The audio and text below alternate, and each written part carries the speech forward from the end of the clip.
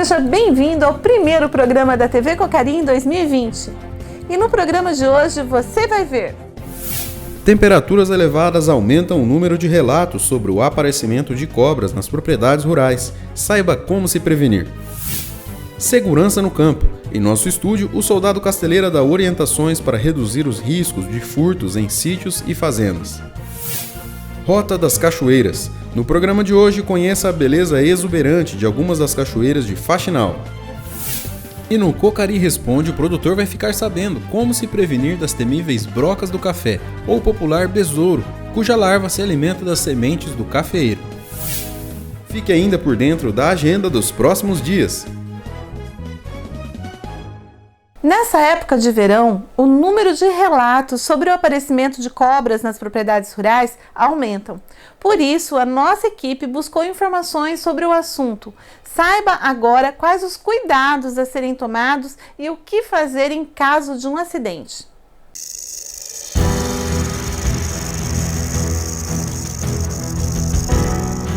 Em épocas de temperaturas elevadas, os relatos de aparecimento de cobras aumentam, principalmente em localidades rurais.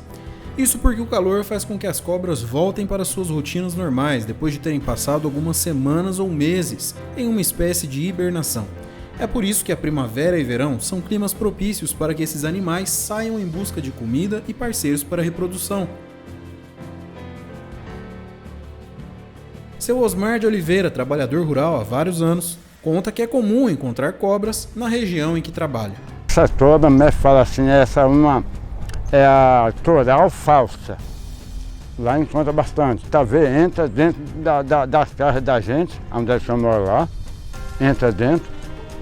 Essa cobra é toral, mas ela é falsa. Apesar de assustadoras, as cobras integram a cadeia ecológica e são fundamentais para o equilíbrio do ambiente, como relata Dirley Bortolanza, especialista em serpentes. Quando você encontrar uma cobra, procure não matar ela, porque ela faz o equilíbrio da natureza. Ela come muito rato da plantação que tem na plantação, ela come muito. Então o negócio é não matar ela, preservar, porque a gente depende da cobra também.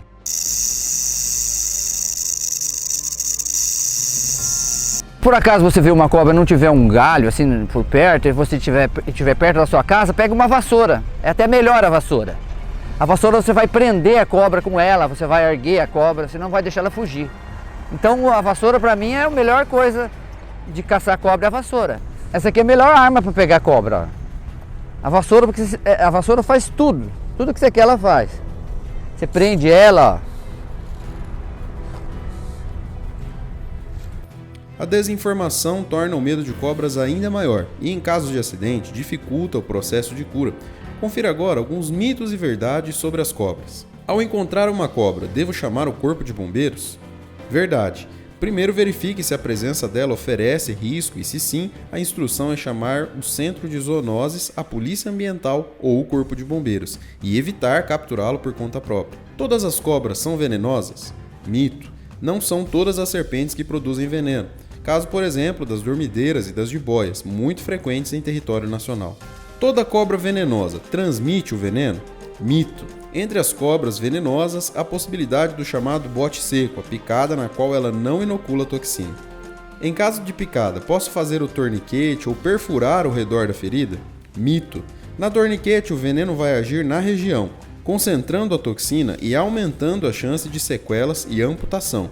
Já se você perfurar ao redor da picada ou chupá-la, a entrada de micro-organismos será facilitada, podendo ocasionar infecções. O mais correto a ser feito é primeiro lavar a ferida com água e sabão, deixar o membro atingido para cima e dirigir-se imediatamente a um hospital. O diagnóstico clínico é importante, porém o que orienta a conduta na grande maioria dos acidentes é a identificação do animal causador. Para mais informações em caso de picada de cobra ou envenenamento, você pode também ligar para o Centro de Informações Toxicológicas. O número está aparecendo na sua tela e a ligação é gratuita.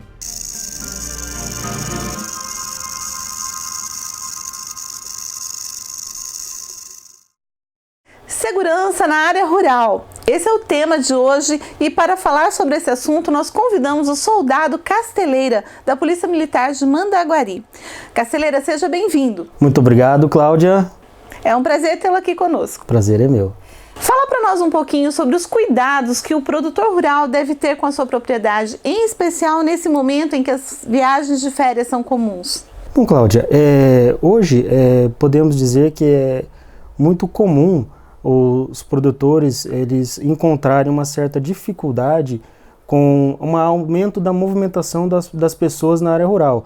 Às vezes aquele produtor que tem uma certa área de reserva, que tem um rio, uma cachoeira, ele encontra uma grande dificuldade com esse aumento de circulação de pessoas que às vezes se utilizam da propriedade rural para alcançar esses locais. E o que ocorre é que isso se torna às vezes até um incômodo, um transtorno, um crime, que é a violação de propriedade. O dano, ele tem uma cerca, às vezes ele precisa dessa cerca para cercar o gado, para delimitar sua propriedade, e às vezes algumas pessoas de má índole acabam danificando esse bem do produtor para alcançar essas regiões.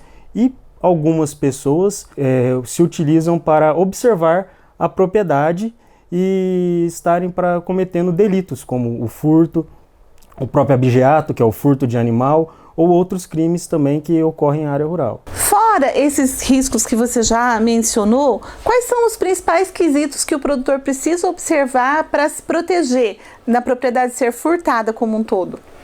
Os quesitos de segurança são os mesmos que orientamos a cidade, e mais alguns.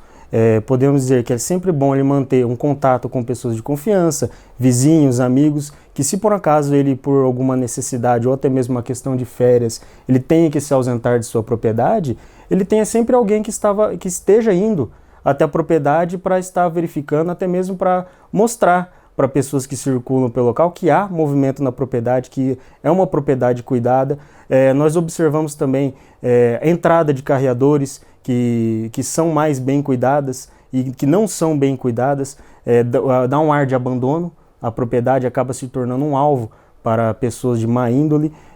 Quanto aos bens, insumos, maquinários, sempre deve haver um cuidado redobrado, armazenamento adequado, local seguro, trancado. Se a pessoa vai se ausentar por um maior tempo, se possível, retirar o maquinário do local, levar para outra propriedade, um local de confiança, um local seguro, e sempre dar um ar de que o local não está abandonado. Então, um dos fatores preponderantes para que haja um acesso maior à questão do furto é o abandono da propriedade ou a imagem de abandono. Sim. Muitas vezes um local que tem visão de que não é bem cuidado se torna um alvo. São coisas simples, um cuidado com a cerca, um carreador bem cuidado, para quem está passando ver que ali tem quem cuida. Vamos imaginar que aconteça o problema, que haja um furto na propriedade. Quais são os passos que o produtor deve tomar? Primeiramente, saber se há algum risco ao local, porque pode acontecer às vezes do marginal, o indivíduo ainda estar no local, então a prioridade é o risco à vida. Não tentar reagir, não tentar chegar perto, não tentar intervir, se afastar e chamar a polícia. O número de emergência da Polícia Militar, o 190, funciona 24 horas e todas as ocorrências solicitadas são atendidas. E quais são os crimes mais comuns na área rural? Desde o pequeno delito até o maior delito, podemos dizer que, igual eu disse já anteriormente, a violação de propriedade, o próprio dano em si e o furto simples, o furto pequeno, aquele que às vezes o produtor, por algum descuido ou por distração ou pela correria do dia a dia, ou até mesmo pelo hábito, deixa um maquinário, deixa um insumo, deixa uma ferramenta num local mais vulnerável e acaba se tornando fácil de ocorrer esses crimes. Então o furto, a violação de propriedade e podemos dizer também o próprio furto de animal, o abigeato, que às vezes ocorre dele deixar o gado ou a criação próximos à cerca e se a propriedade, como eu disse anteriormente, tem um ar de descuido, acaba se tornando alvo. E qual mensagem você poderia deixar para os produtores rurais que estão nos assistindo para que eles possam se sentir mais seguros ou ter mais segurança na sua propriedade? Eu posso dizer que a Polícia Militar ela atende a todas as ocorrências solicitadas. Tente conhecer o policial da sua cidade, os policiais da sua cidade, para ter uma certa aproximação. Confie que você sempre vai ser atendido. Em qualquer urgência, pode estar ligando nos canais de emergência da Polícia Militar, o 190, que com certeza a sua solicitação vai ser atendida. sempre esteja comunicando à Polícia Militar.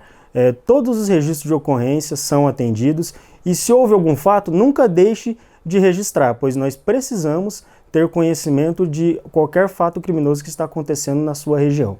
Então nós queremos te agradecer muito por você ter vindo, dizer que nós estamos muito contentes em saber que tem pessoas nos olhando, nos acompanhando, que é uma profissão muito digna e nós somos muito gratos. Obrigado, Cláudia, e assim como eu agradeço pelo convite para estar mostrando que nós sempre estamos à disposição para qualquer situação. Independente se seja uma emergência ou uma orientação, nós estamos aqui para ajudar. Muito obrigada. O Paraná é repleto de belezas naturais e muitas dessas belezas podem ser encontradas aqui na nossa região. Faxinal, por exemplo, possui belíssimas cachoeiras que atraem visitantes de todo o país, sem falar que é uma excelente opção para conhecer e renovar as energias. Conheça um pouco mais das cachoeiras de Faxinal no nosso quadro Histórias e Lugares.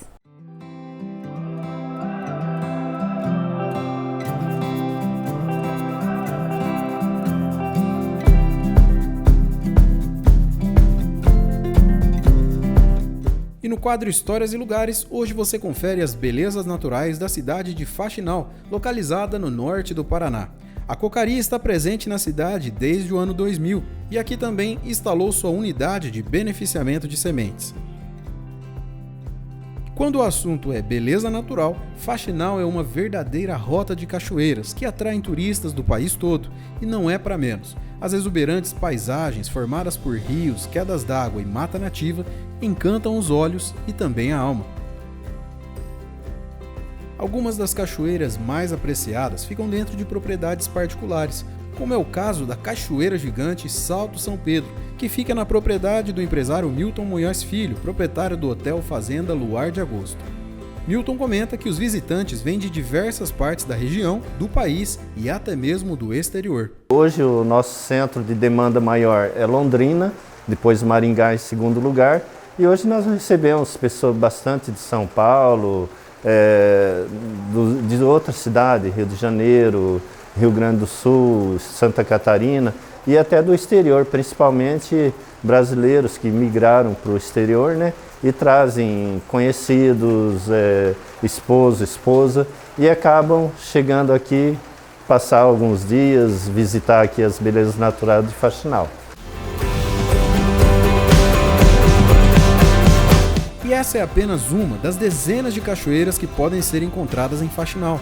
Outras belíssimas quedas são Chicão 2, uma cachoeira com piscina natural e uma caverna feita com o curso da água. Entre as mais altas da região está a Véu de Noiva, com 150 metros de altura. Para quem não gosta muito de altura, temos também as opções mais baixas, sem perder a beleza, como é o caso da Cachoeira da Pedreira, que possui 12 metros de altura. É importante destacar que toda visita deve ser planejada e executada junto aos guias locais, aproveitando o passeio com tranquilidade e segurança.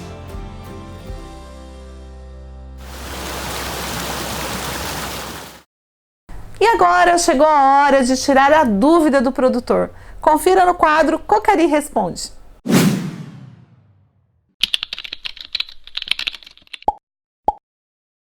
No Cocari Responde de hoje, o engenheiro agrônomo da Cocari, Roberval Simões, responde mais uma questão do produtor. E dessa vez, a dúvida é sobre a broca do café. Acompanhe! Respondendo a questão da broca do café, ela está prejudicando muito a qualidade e a quantidade de café produzido aqui no nosso município. Como a gente está tendo que mecanizar as nossas lavouras, esse fato tem causado uma questão assim que é sobrar grãos de café lá na lavoura. E a broca do café, ela tem a questão que o macho da broca, ele não tem asa. Então ele fica dentro desse grão. A fêmea até sai e vai se esconder no mato, e depois, quando tem frutos de café no ponto de que ela pode ir ali reproduzir, ela volta para a lavoura, se acasala com esses machos que não têm asa e começa a postura de novos indivíduos ali que vão prejudicar a sua safra. E aí o produtor chega para mim e fala assim: o que eu vou fazer para controlar a broca na minha área. É natural que o produtor quer que um inseticida vá lá e resolva toda a questão. Mas como o bicho mineiro, a broca também precisa de uma estratégia de controle. E essa estratégia parte do produtor fazer um repasse da sua colheita, ou seja, ir lá, retirar os grãos que ficou da colheita com a máquina, mas realmente ir lá com a mão, tirar grão por grão, jogar isso no chão, rastelar esse café no meio da rua de café e passar o equipamento que a gente chama a trincha. Essa trincha vai triturar esses grãos de café que ficaram lá e vai impedir de que você tenha machos na lavoura. Então a fêmea vai vir, não vai ter macho e você obviamente não tem uma proliferação da praga na região. Isso é um método que você diz de apoio. Quando a gente pensa no método de controle natural, existe um fungo, que é um fungo que ele está ali no ambiente, fica até no solo. Só que esse fungo ele não tem um desenvolvimento muito grande se não tiver úmido o ambiente. Então a gente precisa de chuva para ele se manifestar. E nós temos ele no solo, mas também hoje já tem empresas que comercializam esse fungo. Então uma prática que o produtor pode estar adotando para ajudar no controle da broca dele é estar utilizando um fungo que se chama Bovéria e fazendo uma pulverização em períodos de bastante chuva para poder estar criando essa doença no ambiente. Quanto mais úmido tiver o ambiente, mais broca tiver no ambiente, uma vai passando a doença para outra e você tem uma ajuda no controle da broca. Outra coisa da questão da broca é que a gente sabe que ela vai começar a entrar nos frutos de café aproximadamente em torno de 90 a 120 dias depois da florada do café. Nós sabemos que no mês ali no final de dezembro e o começo de janeiro vai ser o período que você vai ter mais incidência de broca procurando frutos de café para colocar seus ovos. É nesse momento que eu preciso estar agindo com a minha pulverização com inseticida daí. Mas o principal é que o produtor faça todas essas práticas, mas não esqueça de fazer aquela prática principal do início, que é fazer a limpeza dos grãos que ficaram lá. Vamos começar o ano nos atualizando dos principais eventos da região? Então confira agora na Agenda Cocari. Por causa do mau tempo, a festa, que aconteceria do dia 20 a 22 de dezembro, em comemoração aos 55 anos de São João do Ivaí, acontecerá do dia 17 a 19 de janeiro, no Estádio Municipal, e contará com grandes shows. Dia 17 tem Júlia e Rafaela, dia 18, João Neto e Frederico, no dia 19, Conrado e Alexandro, e no sábado, dia 20, tem Cowboy e Cuiabá. Nos dias 29 e 30 de janeiro acontece o Dia de Campo da Cocari. Serão 2 dias especiais para que o cooperado fique por dentro de novidades sobre o agronegócio. O evento será realizado no CTC, Centro Tecnológico Cocari, em Mandaguari, rodovia BR-376, quilômetro 395, das 8 da manhã às 17 horas. E o primeiro programa da TV Cocari em 2020 vai ficando por aqui. Agradecemos muito a sua companhia, um grande abraço e até a próxima. Cocari, sempre ao lado do homem do campo.